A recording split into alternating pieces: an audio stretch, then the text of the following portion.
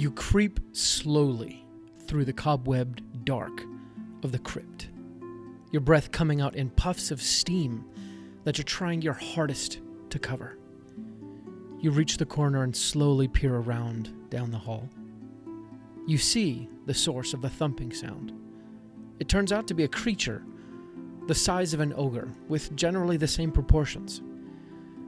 The only difference is that where an ogre would have had one head, this creature has 6, along with 3 extra arms and a third leg that it drags limply behind it. Oh, and the entire body seems sewn together in a most grotesque way. It's some night in the future. And that was the sound of you pulling off the perfect one-shot. That was you describing a scene in your expert one-shot.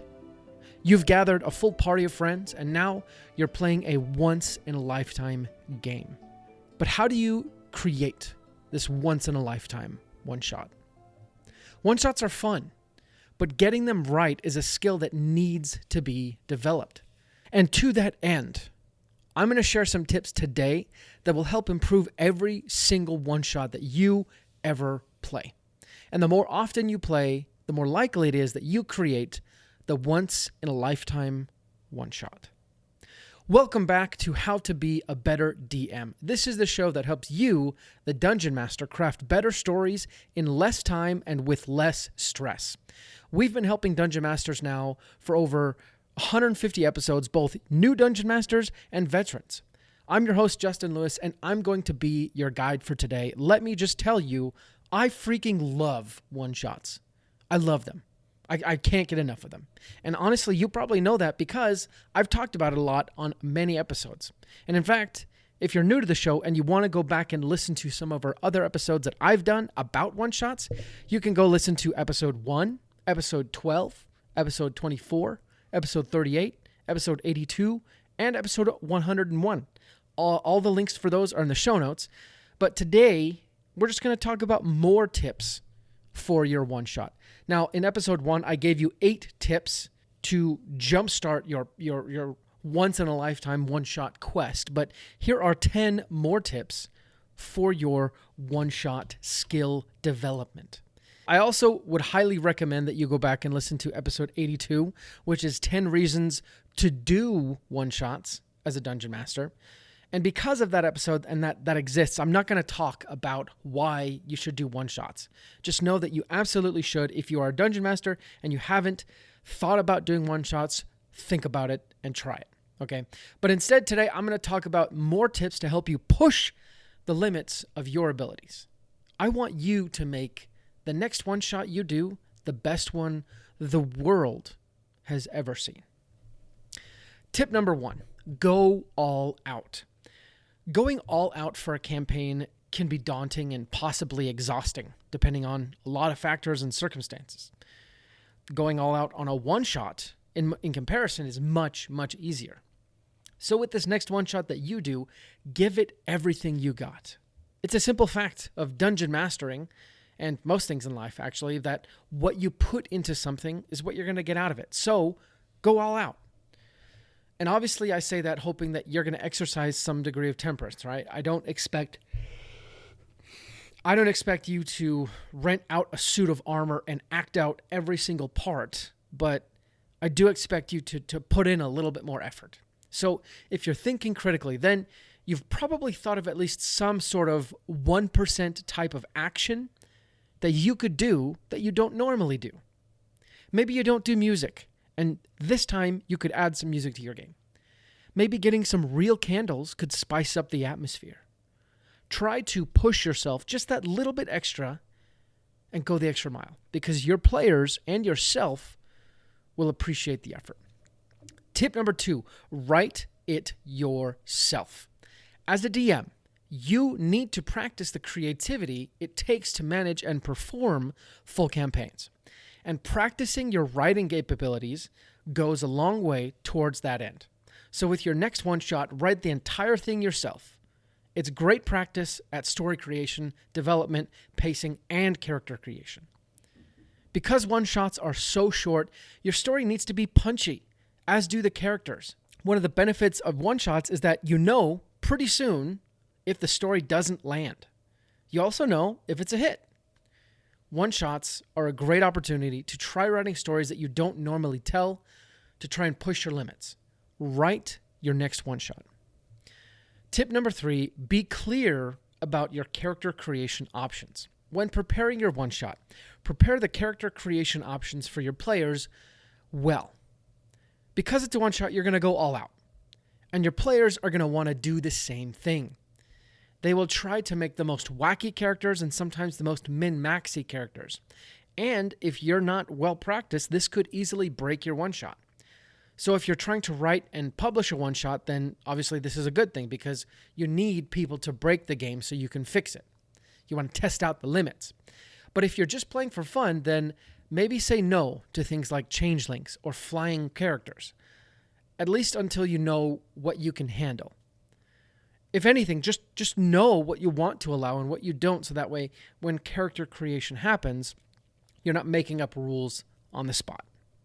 Tip number 4, plan for a small break in the middle. To make the one-shot even more fun, plan for a small break in the middle of the game. Announce the break at the beginning of the game and explain when it's going to happen. This is going to help your players manage themselves so that way they don't get up and grab something to eat or go to the bathroom during some of the best parts of the one-shot. It also makes the mood much more relaxed and allows you to strategize and game plan during that break in the middle of the session. A lot of live action or actual play podcasts or shows do this. They use breaks to keep the energy up and break up their game strategically. Tip number 5, playtest what you've written. Since you've written this one-shot, I'd highly recommend playtesting it as much as possible beforehand. And if all you can do is just a quick run-through in your head, that is exponentially better than not doing that at all. If you can, test out parts of the one-shot, either with yourself or with some volunteers, to make sure the mechanics work and are interesting. You're also trying to ensure that the game isn't too easy or too difficult. Actually, I did this with a few one-shots. So I've talked with Tanner about one of my one-shots that I've done here on the show, and he helped me find some flaws in it that was preventing me from making it as good as it could be. On another occasion, I tested out the homebrew monster I'd made with my personal D&D group before I brought it to the one-shot I was doing online for the podcast. And when I tested it out with the D&D group, one of the characters, they chose a character option that completely negated a big part of that monster. It was supposed to be a very deadly challenge, and they found it very easy. So that helped me readjust the monster before the one-shot even happened. Playtesting allows you to make sure the game's going to be fun. And more than anything, it's going to help you remember what you have going on or what is next. Going through it once or twice will allow you to recall the elements of the game and the story much more easily. Hey there, listener. We need your help. We need you to do us a favor. So we are offering, starting today, professional Dungeon Master services for any private or corporate party looking for a Dungeon Master willing to take them on a fun and interesting adventure. And right now, like I said, for the first 5 people to sign up, it's free. All we ask for is honest feedback and critiques, as well as possibly a review. So if you want to help us out and do this favor for us, go to sessionzerostudios.com/dungeon-master-4-hire and sign up today.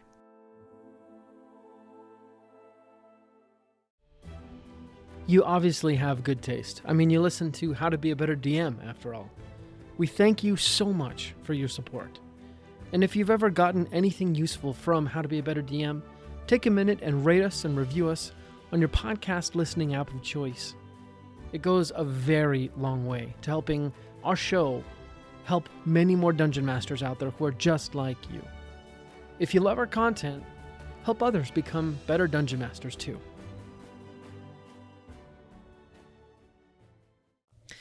Number 6, try a theme or a mechanic that you've never done before. This tip goes hand in hand with the first tip, going all out, but this is your opportunity to try a rule or a theme that you've never used before. Try out insanity mechanics or the alert level mechanics. If you get it wrong, it's fine because it's a one-shot. Some other mechanics that you can try are diseases, called shots, possession, metamorphosis/transformation, reputation, sentient weapons, weapons that grow or build, persuasion of the masses, or morality. And these are just some examples, but hopefully that gets you thinking of some things you can try out. Also, you can add in themes that you don't normally experiment with. For example, comedy, tragedy, exploration, horror. Again, just some examples of themes that you can implement that maybe you don't try. When you try these themes and mechanics in one-shots, it gives you the chance to see what you've done right, what you've done wrong, and how you might use that later in a full-scale campaign. Tip number 7, don't worry about making it unique. This tip might seem somewhat contradictory to tip number 1, going all out, but don't worry. Because when you worry about making it unique, you stress. And when you stress, you get desperate. And when you get desperate, things don't land. What I mean by this? What I mean by this is that if you are tempted to try to make something no one else has ever seen before, don't. And even as I write this, I'm thinking of a one-shot that I'm preparing. As I've been working on it from time to time, I'm thinking, well, that sounds exactly like so many other shows out there. This character won't work because it's such a cliche. Don't worry about that. The uniqueness that we all crave so much will come in time with practice. Just focus on making this one shot as fun as possible. And if you do that and you really care about your party, then everything will fall into place, even if it's exactly the plot of Star Wars. Tip number 8, consider letting the party plan the party. One problem that one-shots can run into is having 3 Rangers in the same party on accident. Speaking from experience here. And if that's what the party wants, then that's totally fine. But if you sense some awkwardness as the party is starting to describe and introduce their completely unique and individual characters, then that's probably why. When people make characters, they want their character to feel special and unique. And often, if there's more than one character with the same class at the table, there is a chance that one of them does not feel unique. Before the one-shot, connect all your players together within a text thread, a phone call, an email, or even an in-person meeting. Yeah, I know, right? Meeting people in person, which actually shouldn't be so weird since we play D&D. Let them talk about what each of them want to play as before the game begins. And this can help them form a good party or just avoid forming a bad one. No one wants to do a one-shot where the entire party is just really bad. So if they can plan and somewhat complement each other, it can help them have more fun. It can also allow the party to hash out how their characters know and relate to each other. If you want, you can insert that bit yourself, but giving them some sort of parameter. For example, you all know each other and have worked with each other for a while, or you have been forced to work with each other because of this larger organization. Those can give the players some creative freedom and parameters to create some really cool stuff that still fits within the game. Tip number 9, skip the boring bits. You see this a lot on actual play shows where there's actually a time limit, but they skip a lot. And in your one-shot play, you don't need to do the traveling and exploring parts if you don't want to. If something seems boring, move on. And because one-shots are often with limited time, right? You don't have time to do a second session always. You do need to trim the fat. You need to cut the fluff or risk not being able to get to everything you want to. And to be honest, this is actually good practice for normal games. Sometimes we ask for skill checks just to add some sort of difficulty or because we haven't asked for a skill check in a while, rather than actually pushing for an interesting story. And when you trim the fluff and skip the boring bits, you're always going to be evaluating whether the current encounter, scene, or section is worth doing. Having that mental critique is useful because hopefully, at the end of the day, anything that happened was 100% worthwhile to the party. Tip number 10, this one is a doozy. No phones or tablets. I know that nowadays, in this crazy digital age, we're all slaves to our devices. Believe me, I know. I'm right there with you. But every once in a while, it's a nice treat to get back to our origins of tabletop role-playing games. Do away with the phones and tablets and computers. Have everyone get back to pen and paper for this one shot, just for this next one shot. They can write down the spells they're going to use beforehand. I know this is a weirdly big ask, but getting them to give you their full attention, so no phone distractions, can make for a very fun game. Plus, I think, honestly, a lot of us need a break from our devices. So there you have it, 10 more tips to help you make each one shot better than the last and hopefully get you closer towards that once-in-a-lifetime one shot. Tip number 1, go all out. Tip number 2, write it yourself. Tip number 3, be clear about your character creation options. Tip number 4, plan for a small break in between the session. And tip number 5, playtest what you've written. Tip number 6, try out new themes or mechanics. Tip number 7, don't worry about making it unique. Tip number 8, let the party plan the party. Tip number 9, skip the boring bits. And tip number 10, no phones and no tablets. Also, no laptops. I didn't mention that, but no laptops. And as I mentioned at the start of the show, one-shots are so important. Getting a group to stay together for an entire campaign is one of the hardest parts of being a dungeon master. But if you can get good at doing one-shots, you'll enjoy yourself much more because your scheduling headaches will be limited to just one day rather than week in and week out.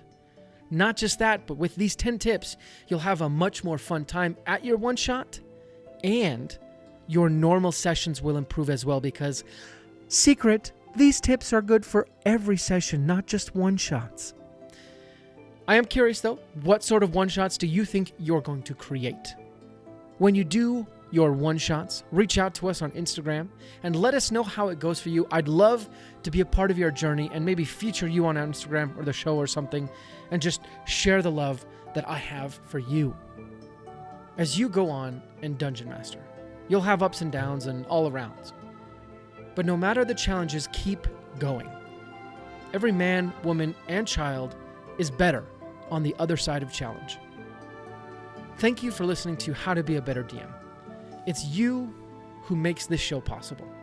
So with your blessing, we'll be back next week for another great episode to help you be a better Dungeon Master with less stress and using less of your time.